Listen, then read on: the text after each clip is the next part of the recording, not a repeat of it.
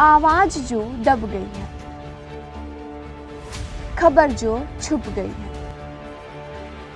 कोयलांचल की हर खबर पे तेज नजर, कोयलांचल लाइव पे। नमस्कार, आप देख रहे हैं कोयलांचल लाइव। धर्मांतरण को लेकर बलियापुर के बेलगड़िया में तनाव। सिंदरी विधायक इंद्रजीत महतो पहुंचे मौके पर। धनबाद के बलियापुर थाना क्षेत्र के झरिया बिहार से नाम से चर्चित बेलगड़िया टाउनशिप में गुप्त रूप से धन परिवर्तन कराने के मामले ने तूल पकड़ लिया है।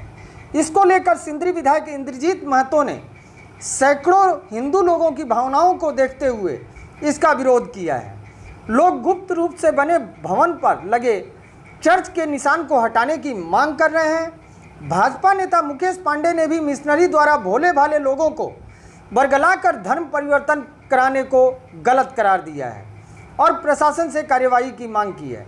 ज्ञात हो कि अग्नि प्रभावितों के लिए बसाए गए बेलगड़िया टाउनशिप में इन दिनों धर्मांतरण की गतिविधियां जोरों पर है। को लेकर क्या प्रलोभन दिया गया था?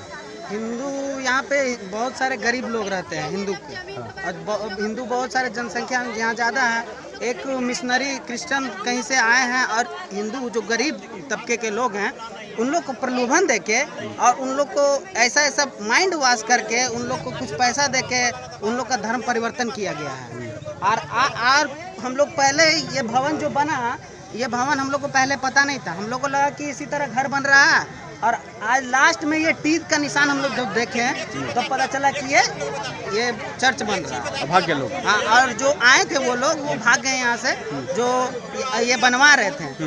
और उसमें क्या बोल रहे थे जो बनवा रहे थे? क्या बोले थे? वो बोल रहे कि घर बन रहा है, भवन बन रहा है, जो हम लोग यहाँ पे सामुदायिक जो शादीशुदा होगा या कुछ भी होगा तो हम लोग ये करेंगे। और लास्ट में जब देख रहे थे खिड़की में टी, ऊपर टी, तो हम लोग देखे जब तो ये तो पता साफ साफ दिख रहा है कि ये चर्च बनाया गया है और हिंदू गरीब तबके के लोग को धर्म परिवर्तन करके उसको माइंड वॉश, ऐसा माइंड वॉश कर दिया गया है। प्रशासन का आप लोग सूचना दिए? प्रशासन को भी सूचना है यहाँ तक कोई नहीं आया। प्रशासन भी नहीं आया। प्रशासन आया, रोक लगा के गया है, लेकिन अभी तक कोई ऐसा कार्रवाई नहीं हुआ। विधायक जी आज हमारे विधायक जी, सिंदरी विधायक जी, उनको हम लोग बुलाए हैं, आज यहाँ पे एक्शन हुआ है। अधिकांश निरक्षर या अल्प शिक्षित कामगार श्रेणी के लोग इनकी चपेट में आ रहे हैं।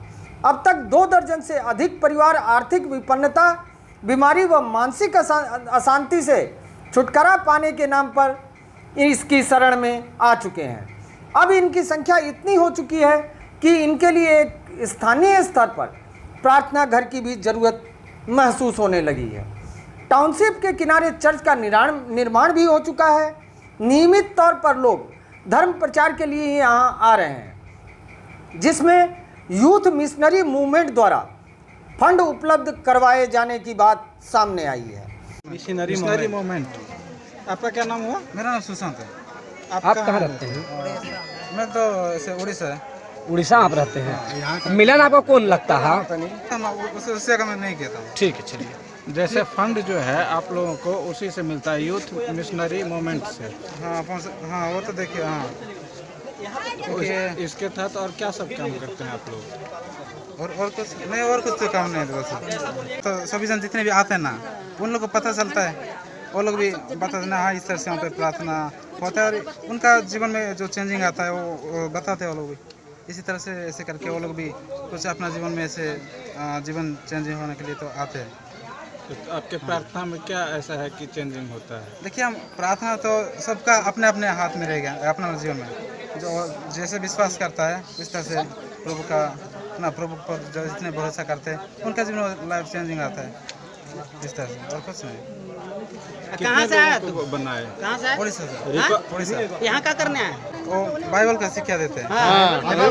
तुम धर्म परिवर्तन कराएगा? तुम धर्म परिवर्तन। उड़ीसा एवं अन्य राज्य से इस संस्था के काफ़ी लोग राज्य में सक्रिय हैं और इन लोगों का काम गरीब लोगों को ईसाई मिशनरी से जोड़ना और चर्च का निर्माण करवाना है। इन लोगों का काम लोगों को समझाना और चर्च निर्माण करवाना है। लॉकडाउन के दौरान इनका ये कार्य धड़ल्ले से चल रहा था।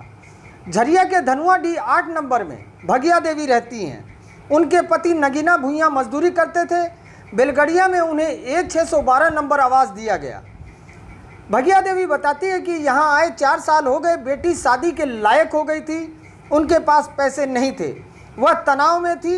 1 वर्ष पहले कुछ महिलाओं ने उन्हें प्रार्थना सभा में चलने को कहा।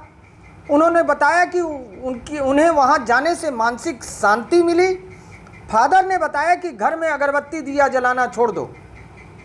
दुनिया में 17 तरह के धर्म हैं, कोई मरे हुए की पूजा करता है तो कोई किसी की। वही लोग दिया अगरबत्ती जलाते हैं, इनसे शैतान हावी हो जाता है, मगर हम लोग सिर्फ मोमबत्ती जलाते हैं। अगरबत्ती जलाने से शैतान फिर चढ़ जाएगा तो हमसे न कहना। उनके कहे अनुसार हम लोगों ने सिर्फ मोमबत्ती जलाना शुरू किया और हमारी स्थिति सही हो गई। कुछ दिनों बाद बेटी की शादी भी हो गई। पैसा कहाँ से आया और कैसे शादी हो गई पता ही नहीं चला। कहा गया था कि चर्च में शादी कराओ, 1 पैसा खर्च नहीं होगा, लेकिन हम लोगों ने घर में ही शादी कराई, फिर भी सारी चीज़ों की व्यवस्था हो गई। इसी प्रकार अन्य लोगों का भी कहना है कि उनकी बहुत सी समस्याएं इस धर्म से जुड़ने से दूर हो गई हैं। फिलहाल वे लोग सप्ताह में 1 दिन तेलीपाड़ा स्थित चर्च में जाकर प्रभु की प्रार्थना करते हैं। विश्व हिंदू परिषद के जिला मंत्री रमेश पांडे ने भी इस मिशनरी व्यवस्था के प्रति विरोध जताया और उनका कहना था कि संथाल समेत पूरे झारखंड में लॉकडाउन के दौरान व्यापक पैमाने पर धर्म परिवर्तन कराया गया है। से धर्मांतरण कराया जा रहा है अपने झरिया में, बेलगड़िया में, MOCP में और झरिया के बहुत सारे ऐसे क्षेत्र हैं जहां ईसाई मिशनरी के द्वारा धर्म परिवर्तन कराया जा रहा है। गरीब और जरूरतमंद लोगों को प्रलोभन देकर और वहां पे धर्म परिवर्तन कराया जा रहा है और सरकार चुप्पी साधे हुए है, जिला प्रशासन चुप है। इसके लिए वहाँ के लोग आंदोलन भी किए हैं, लोग वहाँ पे चर्च का विरोध भी किए हैं। उसके बावजूद वहाँ पे चर्च बना और सरकार प्रशासन चुप्पी साधे हुए आगे अगर प्रशासन के द्वारा लगाम नहीं लगाया जाता है धर्म परिवर्तन पर तो विश्व हिंदू परिषद बजरंग दल रोड पर आकर इसका आंदोलन करेगी और सरकार उस चर्च को बनाना रोके या ध्वस्त करवाए, अन्यथा विश्व हिंदू परिषद उस चर्च को ध्वस्त करने का काम करेगा। बेलगड़िया में भी लॉकडाउन के दौरान धर्म परिवर्तन कराने की बात सामने आई है। स्थानीय नागरिकों के भारी विरोध को देखते हुए प्रशासन ने वहां भारी मात्रा में पुलिस बल को तैनात कर दिया है।